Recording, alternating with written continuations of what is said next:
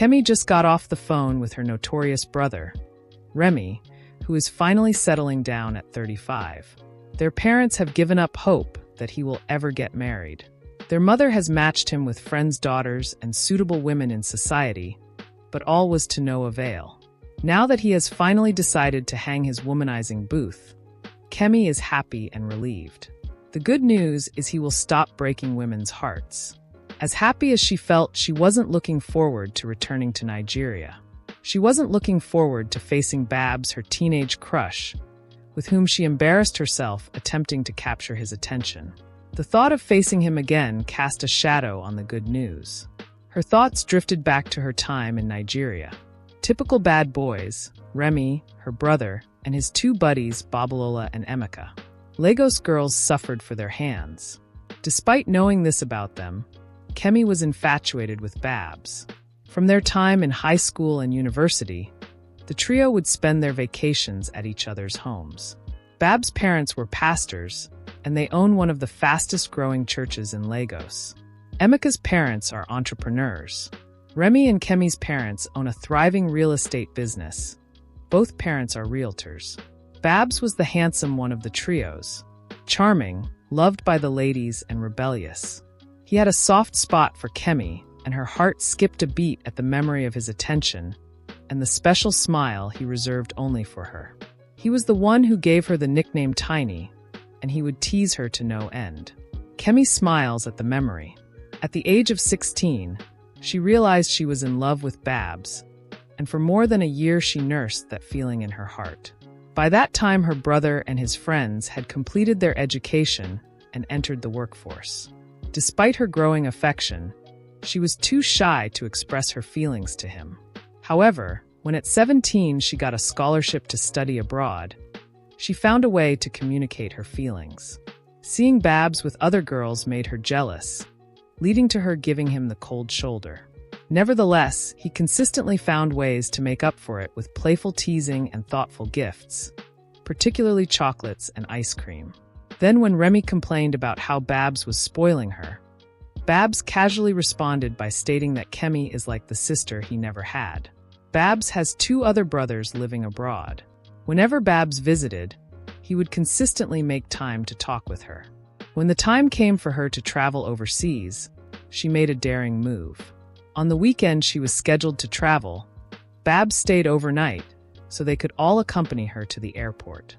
However, Kemi saw that night as the opportune moment to express her feelings to Babs. Waiting for everyone to retire for the night, Kemi discreetly slipped into the guest room. To her surprise, Babs was still awake, engrossed in his laptop. "Hey Tiny, what are you doing up so late?" he asked. "I need to talk to you about something important," Kemi replied. "Is that why you didn't knock?" "I could have been naked," Babs teased, sensing Kemi's discomfort. "Sorry, I didn't want to wake anyone up," she explained. "Fine, let's go downstairs," Babs suggested. "You know you shouldn't be in my room." "Babs, please, can we talk here?" "What I have to say is private," Kemi insisted. "Okay, I will leave the door open," Babs suggested. Growing impatient, Kemi said, "Please, Babs, don't. This won't take a minute." Babs looked at her and conceded. "Okay, out with it, Tiny." "I hate when you call me that," she retorted. "You will always be Tiny to me," he smiled indulgently. Kemi felt flustered by his sexy smile, and suddenly uncertainty crept in. Feeling unsure, she reassured herself that she had already come this far. Leaving the bed, she sat beside him on the couch and, without warning, kissed him. "Tiny, what are you doing?" he questioned. Undeterred, she moved onto his lap and kissed him again. After the initial surprise, he reciprocated, but soon he came to his senses and pushed her away. Standing up, he implored, "Kemi, please stop." "God, we can't do this," he whispered. "Why not?" "I love you," she declared. "You are 17, for Christ's sake. What do you know about love?" Babs retorted, "So what? I'll be 18 in a few weeks, and I know what I feel." She responded, "You have to leave now. If your brother or parents find you here, what will be your reason for being in my room at this time of the night?" Babs said, Come on, Babs. I'm going away, and I want you to be my first, she announced. Even if I want to, Remi is my friend, and the guy code forbids me to have anything to do with you. Kemi, you are off limits to me. He will never know. It makes no difference. I can't betray him, Babs replied. I don't care. I want to spend this night with you before I leave tomorrow. Don't you feel anything for me? No, I don't. Please leave. Why are you being so mean? I thought you cared for me. The gifts, the attention, and you can't deny you just kissed me back. Kemi asked. God, I don't have time for this. Please leave, or I'll get your brother. You won't do that to me, Babs. Just then, they heard footsteps outside the room, prompting Babs to signal her to hide in the bathroom. Kemi barely made it there when the door opened. Hey guy, I heard voices. Who are you talking to? Remi asked. I was on the phone, Babs replied. Oh, okay. I couldn't sleep. I guess Kemi's departure tomorrow is weighing on my mind. We have never been separated like this. But I'm glad Mum will be going with her, Remi announced. Yeah, but don't worry, she would be fine, Babs retorted. I guess so. Are you okay? You looked a little uneasy, Remi asked. I'm good, just this assignment I was working on. Oh, okay. I'm going to ransack the kitchen for some food. You coming? Yeah, sure, Babs replied. Okay, hold on, let me use your toilet. For a moment, Babs froze, but he recovered quickly and pulled his friend back. Hey, guy, why leave your room to come and use my restroom? Let's go, man.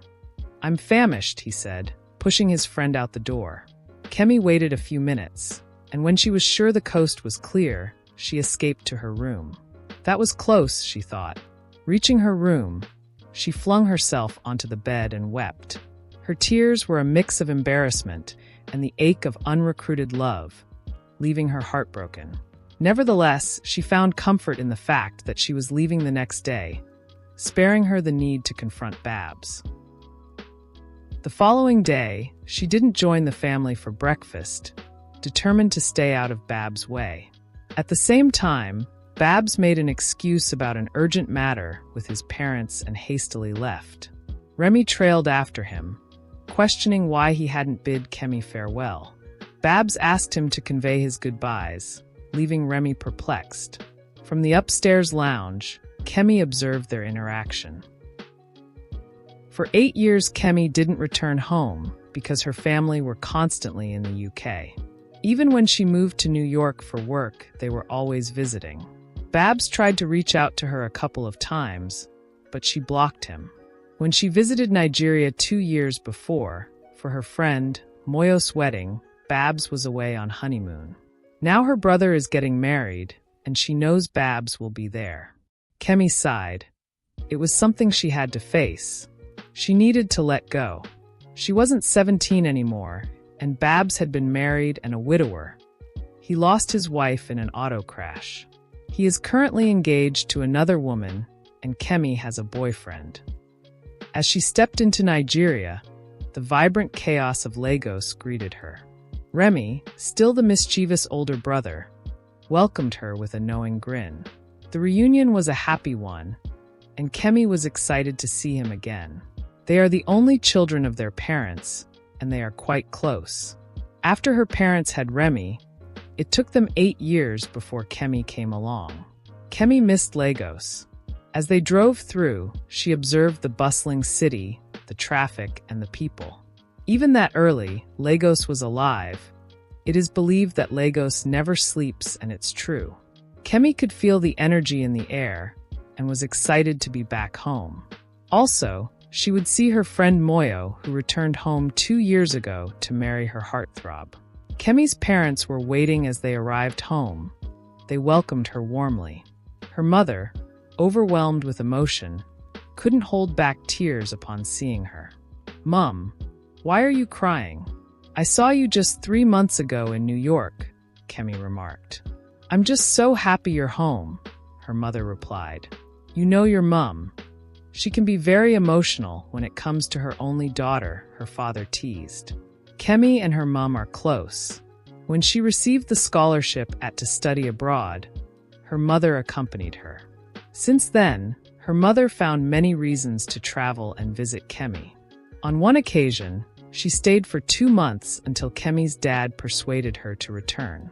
When she didn't, he joined them with Remi, and they all enjoyed a vacation together. Those were precious family moments that Kemi cherished so much. After enjoying her mother's delicious meal, Kemi left for her room for some much-needed rest, wanting to rest before the evening's party. Remi's parents were hosting a pre-wedding party celebration for him and his fiancée Shalwa. As Kemi lay down on her bed, she decided to call her friend Moyo. "Hey girl, your bestie is in town," Kemi announced, anticipating her friend's excitement. "Welcome home, Kemi. I can't wait to see you tonight," Moyo exclaimed. "Me too. How's my little angel doing?" Kemi inquired. "She's good. I'll be dropping her off at my mother-in-law's place tonight." "So, how do you feel?" Moyo asked. "Feel about what?" Kemi questioned. "Seeing Babs again after all these years," Moyo reminded her. Kemi sighed. "I don't know, but we've moved on. I have a boyfriend, remember? And Babs is getting married again soon."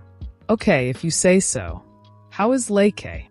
The conversation between Kemi and her friend then shifted to other topics. A few hours later, Kemi's mother sent stylists to her room to assist in getting her ready for the party. The makeup artist was putting the finishing touches on her face when her friend Moyo burst into the room. "Hey, where is my girl, Kemi?" Moyo exclaimed. Kemi rushed over and hugged her friend, and the two of them danced like teenagers.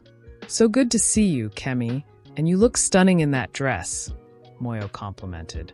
"And you too. Oh, don't lie to me. I'm fat. You just had a baby. Cut yourself some slack." "I know. I'm hitting the gym next month. I'm so happy Leke couldn't make it. Honestly, I don't know what you are doing with that guy. He is not your type at all," Moyo said. "He is crazy, and I like crazy," Kemi responded. "Oh, I missed you so much." "Me too." They hugged. "Where is that husband of yours?" "Olide is downstairs. The party is in full swing. Babs and his girlfriend just arrived." "Oh, really great." "Great? Is that all you have to say?" "Look, I'm over Babs, and I just want to have fun tonight." "Okay, I hear you, girl." Downstairs the party was in full swing, with Babs and Darren making a grand entrance. Babs looked exceptionally handsome in his two-piece suit, while Darren wore an elegant nude dress. Babs was a little apprehensive about seeing Kemi tonight after 10 years. It's been 10 years, yet Babs's memory of the event that happened the night before Kemi traveled out lingered in his mind, playing repeatedly, and he just can't get it out of his mind. Babs and Darren were warmly greeted by Remi, Emeka, and their partners. They paid their respects to Remi's and Emeka's parents. Unfortunately, Babs's parents couldn't make it due to being out of town on missionary work. Babs scanned the room for Kemi, but he couldn't locate her in the hall. As he turned to Darren to catch what she was saying, his gaze suddenly fixed on Kemi and her friend Moyo descending the stairs, captivating him. While he had seen Kemi on social media and occasionally checked her page to keep tabs on her life, seeing her in person tonight left him breathless. The feelings he had nursed for many years couldn't be denied any longer. Darren observed Babs's reaction to Kemi with disbelief.